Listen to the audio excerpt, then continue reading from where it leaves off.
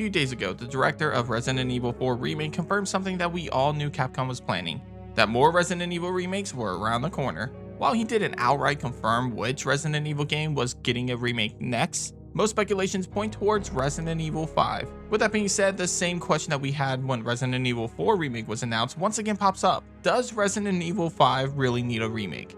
Well, in today's episode of Nerd Space Games, I'm going to cover my thoughts on a Resident Evil 5 remake and other Resident Evil games that I think deserve a remake.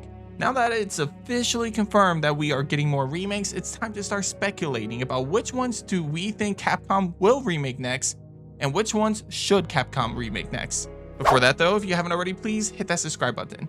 I do a lot of rankings on video games, especially games like Resident Evil. Plus, I have a lot of the end of the year ranking ideas relating to our favorite and least favorite games of 2023. Also, don't forget to hit that like button as well.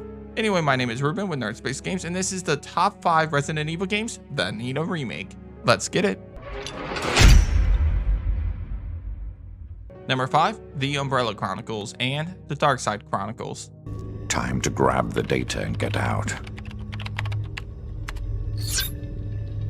Due to the emergency condition, all data has been backed up to the UMF-013.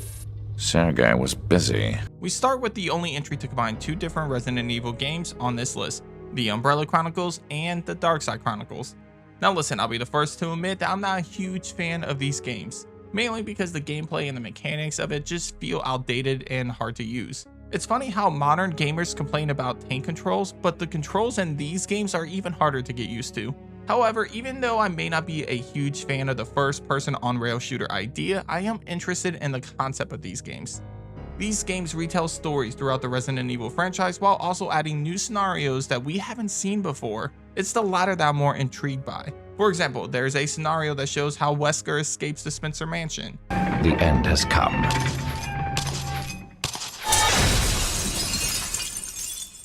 Be a good girl and stay dead this time. There's also another scenario in Darkside that shows us Operation Javier, the mission that Leon and Krauser went on together. I think it would be cool to see Capcom revisit these games, but with a different mindset. Instead of us playing through the stories we've already seen, I like to see this version focus on different scenarios outside of the mainline games, like the 2 scenarios I mentioned earlier, plus adding new ones to the mix. A perfect example would be to show us a hunk scenario, or maybe now with Wesker being a vital part of Resident Evil 4 Remake, we could see what he was doing on the island throughout the game. I wouldn't change the on-rail shooter concept since this is a remake and not a whole new game, but I will say that I think they can smooth out some of the mechanics and give the remake a much more enjoyable experience with better visuals and improved transitions between scenes. Number 4, Resident Evil 5. You haven't changed.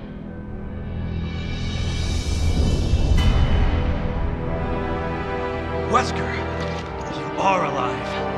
This is Wesker. We last met at the Spencer estate, wasn't it?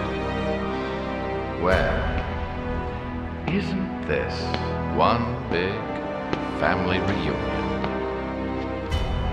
I would expect you to be happier to see us. After the ending in both Resident Evil 4 Remake and its Separate Ways DLC, it seems that Capcom is leaning towards Resident Evil 5 being the next one to get a remake.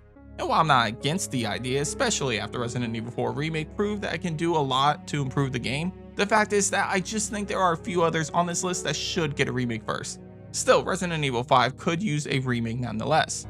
And thanks to the post-credits scene in Resident Evil 4, we saw teases of Albert Wesker, Excella, and the Stairway to the Sun plant. Obviously, all 3 of these factors point to Resident Evil 5. And with some changes to the story and gameplay of Resident Evil 4 Remake, the question then becomes what changes can and will Capcom make to Resident Evil 5's story and gameplay?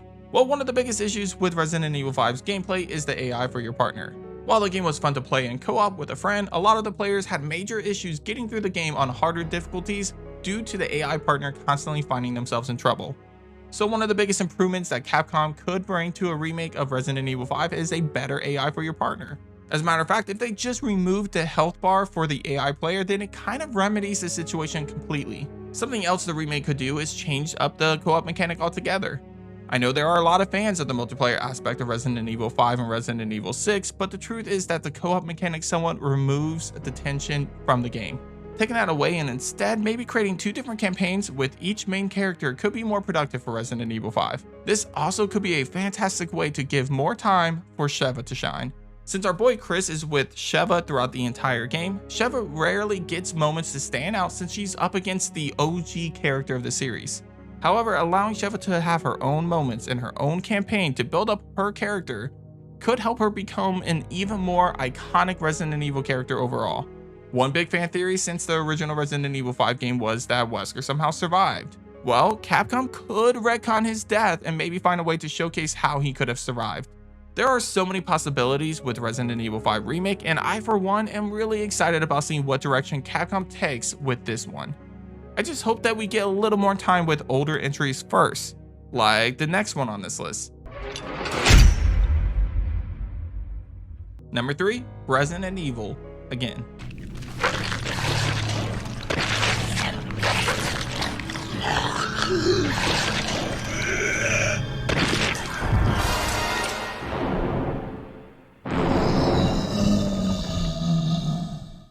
The original Resident Evil is a classic.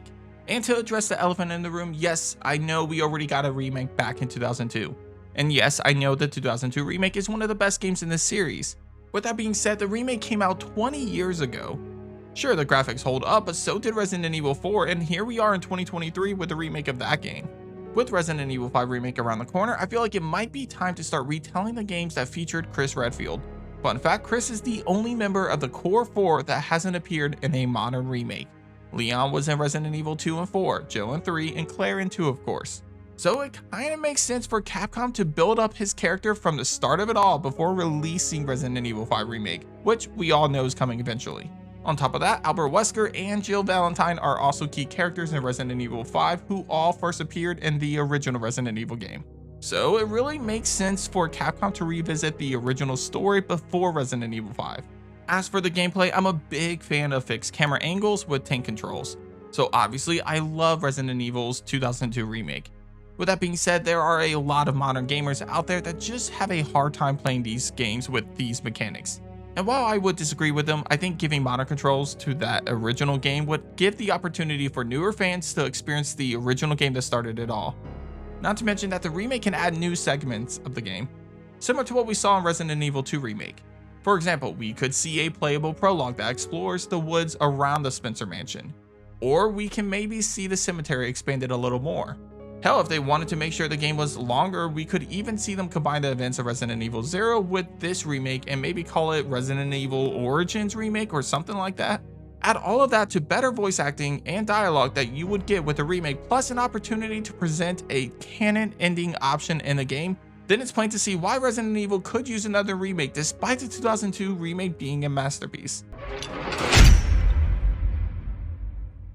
Number 2, Resident Evil Outbreak.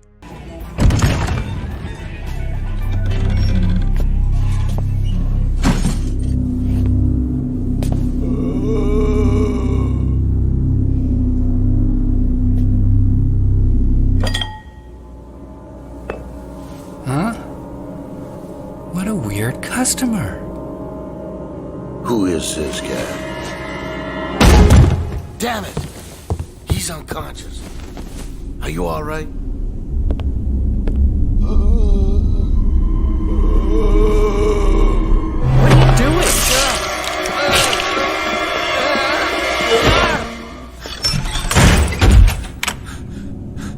Resident Evil Outbreak is probably one of the most underrated Resident Evil games in the series. While it's broken up into 2 separate entries, the Outbreak Files tells the stories of multiple characters in Raccoon City during the outbreak of the T-Virus. This game has yet to be confirmed as canon. However, we do see different Easter eggs to characters within this game in other entries such as Resident Evil 7 and even Resident Evil 3 Remake. Regardless, this game was ahead of its time with its unique gameplay experience.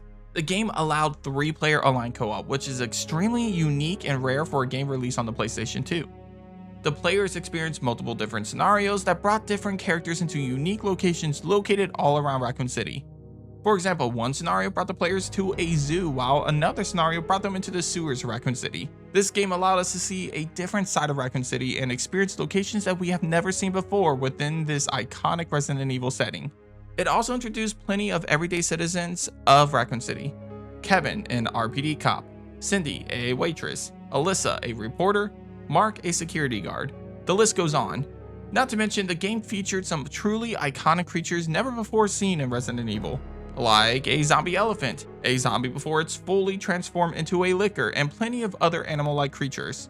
On top of all of that, Resident Evil Outbreak could be an experience that Capcom has been looking to recreate. With failed online co-op games like Resistance, RE-Verse, and Umbrella Corps, Capcom needs a W in that department. And little do they know, they already have the perfect formula for that: Resident Evil Outbreak. Capcom already has the perfect online experience for a Resident Evil game, they just don't know it yet. But I doubt we'll ever see Capcom take a shot at remaking this game, so maybe we can just all hope for a remaster at the very least. Number 1, Resident Evil Code Veronica. Long time no see, Chris. Wesker? He's still alive? What are you doing here? I came for Alexia. Who? An organization hired me to capture her. Wait, you attacked the island! And my sister! Of course, number 1 on this list has gotta be Resident Evil Code Veronica. Listen, I get all of the teases and hints to a Resident Evil 5 remake, but Capcom, please remake Code Veronica first. There are just so many reasons why this game should be the next remake. Firstly, out of every single Resident Evil game that has yet to receive a modern remake, Code Veronica is the one that needs it the most. And for those of you that would argue that it's a spin-off game and that Capcom is only remaking the numbered entries, then think again. While Code Veronica might be viewed as a spin-off, the fact is that it is basically the real Resident Evil 3. Initially, Capcom was going to make Code Veronica as the real Resident Evil 3. However, due to the contract with PlayStation, Capcom rushed out another Resident Evil numbered entry on the original PlayStation system, giving us Resident Evil 3 Nemesis. Therefore, Code Veronica got pushed back, becoming a spin-off title instead. So it's basically a numbered entry without a number attached. From a story perspective, there are a lot of big moments in this game. For one, it's the first game to feature both Chris Redfield and Claire Redfield as playable characters. Another important story bit is the reunion between Chris and Wesker.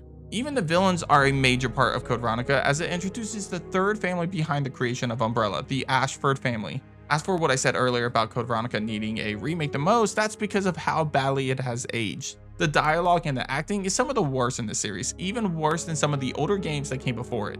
Steve Burnside is viewed as one of the most annoying characters in the series, and he definitely needs a chance to redeem himself in the remake. See? You can depend on me. You see? This thing is a lot more reliable than any person. Than people?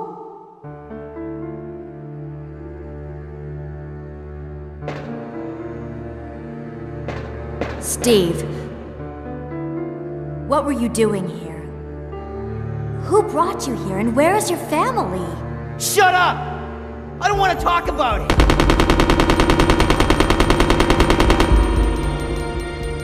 The environment of the game is rough too, as you'll find certain versions of the game with background elements disappearing and reappearing over and over again. And while I'm a fan of tank controls and fixed camera angles, these mechanics push new gamers and fans of the series away from experiencing this amazing game. There are so many things that are incredible about this game, and if it could get the remake treatment, then I know this game could be a huge masterpiece for Capcom. I can even see it being one of the best remakes in the series, potentially outperforming Resident Evil 2. With so many interesting monsters, locations, and returning characters, Resident Evil Code Veronica is a game that deserves the opportunity to reach new fans of the franchise with a loyal to the source material reimagining of the game. But that does it for this episode of Nerd Space Games. What do you guys think about my choices for Resident Evil games that Capcom should remake next? Do you agree with my pick Resident Evil Code Veronica as the next game deserving of a remake, or is there another that you think deserves that top spot? Let me know your opinion down below. Anyway, if you haven't already, be sure to subscribe for more ranking videos like this one, especially if you love Resident Evil, Silent Hill, and other survival horror content, or just video games in general. But thanks for watching, and as always, I'll catch you guys on the next episode of Nerd Space Games. Take care.